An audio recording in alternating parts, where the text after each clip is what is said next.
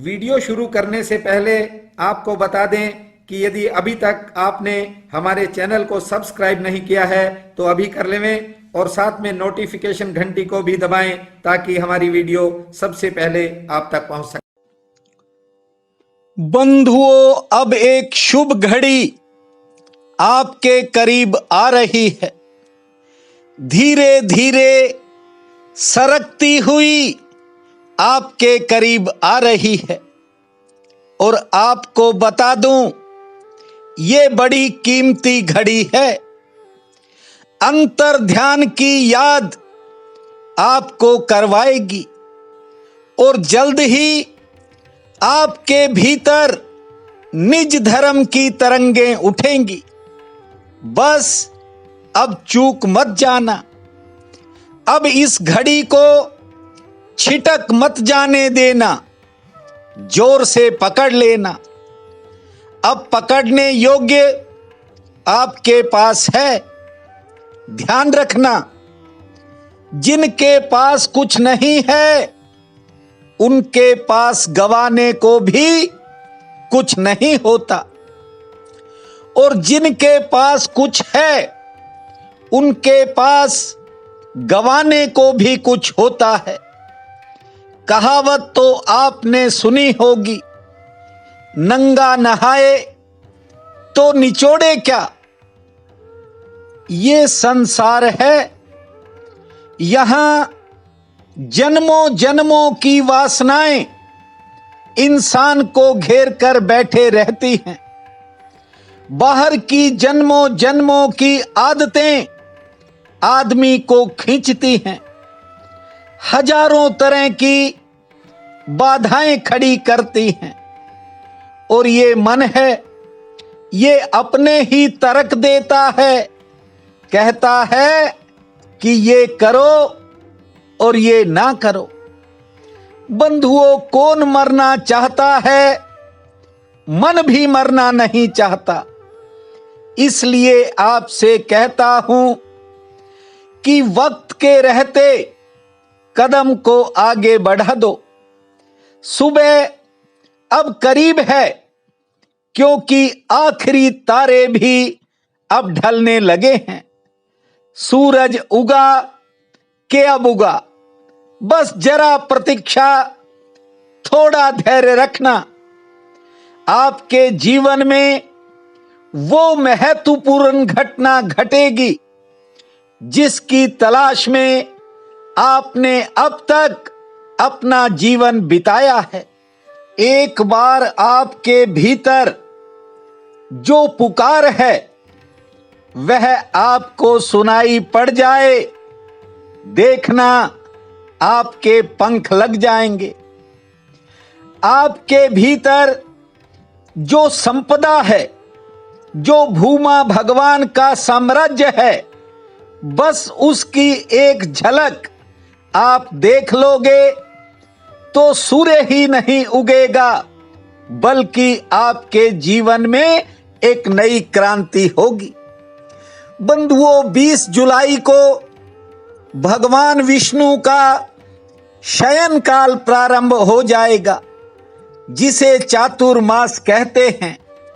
और याद रखना, जो पूजा अर्चना है वो 20 से शुरू होगी, और 24 जुलाई को जिस दिन गुरु पूर्णिमा है, उस दिन से विधिवत ये महायज्ञ प्रारंभ होगा।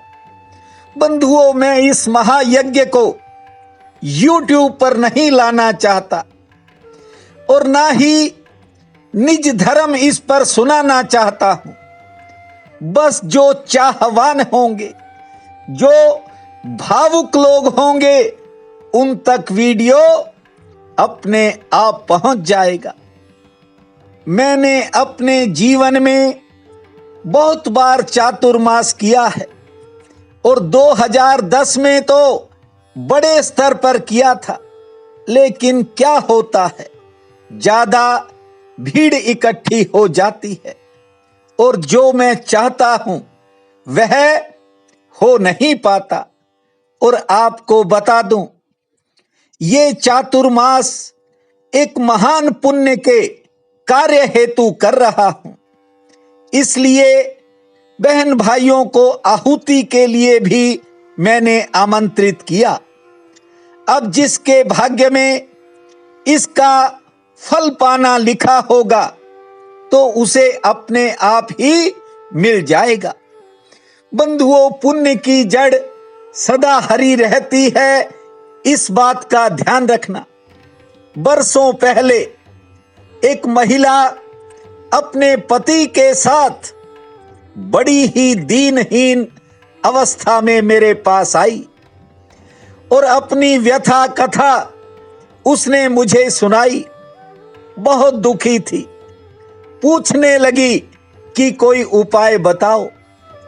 मैंने उससे कहा कि आपकी शादी हो गई, बच्चे हो गए और न जाने अनगिनत शुभ कार्य भी हुए, लेकिन आपने कभी अपनी कुल देवी को याद नहीं किया, इसीलिए अड़चने आ रही हैं। जानते हो, मेरी बात सुन करके उस महिला ने कहा कि हमारे पास इतना पैसा नहीं है कि हम वहां जाकर भंडारा कर सके। उसने कहा कि वहां जाने पर किराया भाड़ा भी बहुत खर्च होता है और फिर पाठ पूजा में भी पैसा देना पड़ता है, मेरे पास कुछ नहीं है। मैंने उससे कहा, तू मन के अंदर भाव बना, वो मां देवी अपने आप तेरे लिए व्यवस्था करेगी। जानते हो, उसने भाव बनाया और न जाने कैसे व्यवस्था हो गई और उसने वहां जाकर अपनी कुल देवी के जब भंडारा किया, बंधुओं, 1 वर्ष बाद ही उसके भाग लग गए और आज बहुत वर्ष हो गए, वह एक धनवान महिला बन गई। पिछले साल वह आई थी, हालांकि उसका पति अब नहीं रहा, लेकिन बच्चे बड़े नेक निकले और किसी बात की कोई कमी नहीं है। इसलिए कहता हूं, पुण्य में संकोच की आवश्यकता नहीं होती और जहां शंका, संकोच, संदेह ये शब्द मन में आ जाएं, ये भाव मन में जाग जाएं, तो इंसान को चुप होकर के बैठ जाना चाहिए। आदमी का मन है, यह हर मिनट बाद भटकता है, क्योंकि आदमी बाहर के कूड़े करकट के पीछे दौड़ता है, सारी उम्र ठीकरे इकट्ठे करने में बिता देता है। याद रखना, ना तो ये ठीकरे रहेंगे और ना जिनके लिए आदमी करता है वे रहेंगे। मैं तो आपको खुद का मालिक बनाना चाहता हूं और जिसे भीतर की मालकियत मिल जाती है उसे सारी दुनिया का चक्रवर्ती सम्राट होना भी फीका लगता है। मैं कहता हूं कि समय आ गया है, शुभ घड़ी है और परमात्मा ने कृपा कर दी है। ये अनुष्ठान कोई छोटा अनुष्ठान नहीं होता। 4 महीने का समय बहुत बड़ा समय होता है, लेकिन इस अनुष्ठान के पूर्ण होते ही आप सोच नहीं सकते कि इंसान क्या पा लेता है। बस क्या करना है, आपको खाली होना है। याद रखना, यदि पात्र सीधा है तो वर्षा उसमें डल जाती है और यदि पात्र उल्टा है तो वर्षा से वंचित रह जाता है। पात्र के सीधे होने से वर्षा नहीं होती, इस बात का भी ध्यान रखना। वर्षा तो हो ही रही थी, लेकिन पात्र सीधा था तो भर गया और यदि उल्टा था तो खाली रह गया। आज आषाढ़ शुक्ल पक्ष की चतुर्थी है, बहुत ही पावन काल रहेगा। उठते ही धरती मां को प्रणाम करना, 4 बार लंबी श्वास लेना और 40 बार ताली बजाना। खुले आकाश को देखने के बाद सूर्य नारायण, तुलसी माँ को जल अर्पित करना और गणपति जी का नाम लेकर दिन में अपने कामों की शुरुआत करना। दोपहर से पहले किसी भी मिष्ठान का आज गणपति जी को भोग लगाना। शाम के समय घर के आंगन में थोड़ा जल छिड़कना और संध्या के समय गणेश जी की प्रतिमा के सम्मुख ज्योत जलाना। भूमा गण गणपते नमः, भूमा गण गणपते नमः, इस महामंत्र को जपना समय भाग्यशाली रहेगा। प्रिय बंधुओं व मातृदेवी शक्तियों, आज 14 जुलाई दिन बुधवार है।